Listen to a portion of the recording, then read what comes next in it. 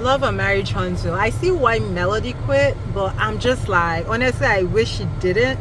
I know that's a bit toxic, but honestly, I just feel like the enemies won in a way. But I understand for her mental health why she quit. Like the whole thing, like asking Martell those questions which Carlos knew the answers to. Negro, you could have had an interview on your channel. And Martell steady lying. Even Marcel was like, okay, it's Martell versus Martell, because the truth was not in that man at all. And we're here trying, like, I felt so bad for Melody. So bad. And to know that all these people on stage knew about Revenge P years ago, and we're gaslighting her, acting like she had no right to be as angry as she was.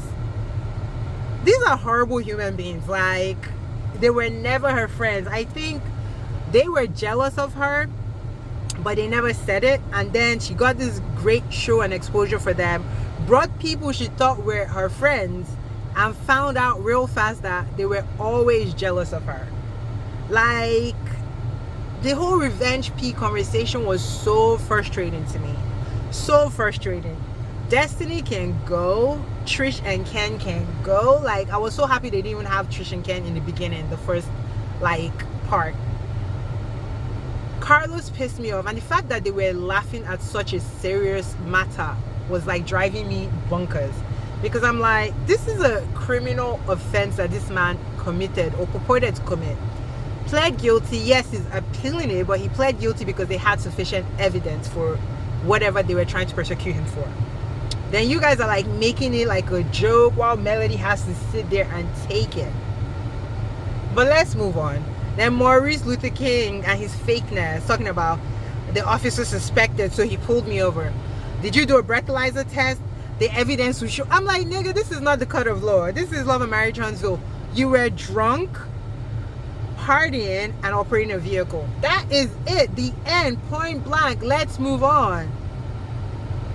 Fine, you don't want to say you were guilty. I get that. I wouldn't say I was guilty, because if you did a breathalyzer and they still arrested you, it means you blew above the legal limit.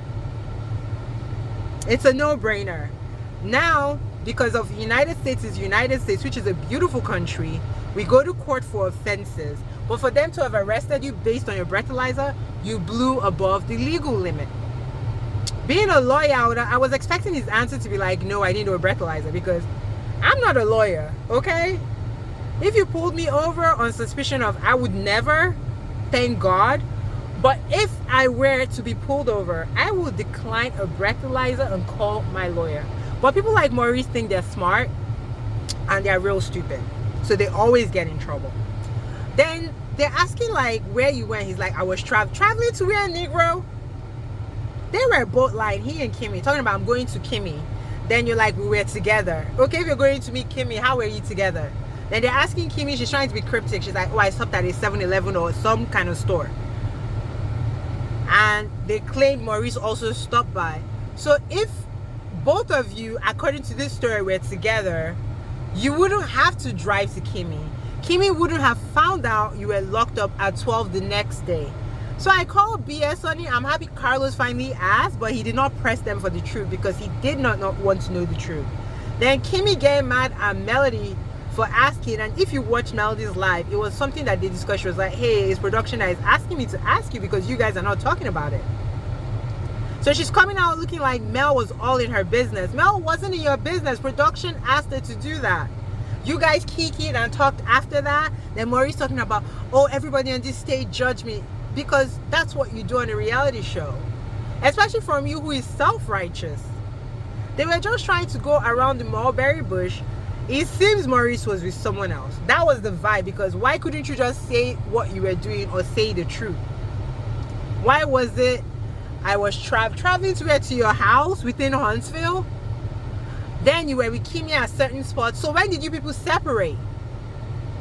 That was the question. When did you separate?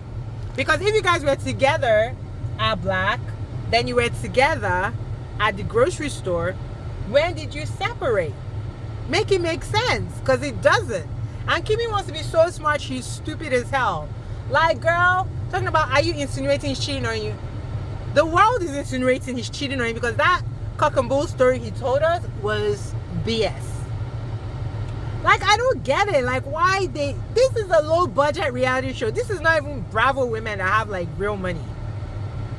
So I'm like, why are we allowing these people, you know, do all this tap dancing and pussy popping? Like, why? But again, Carlos don't pay, so if you don't pay, I guess this is what you get.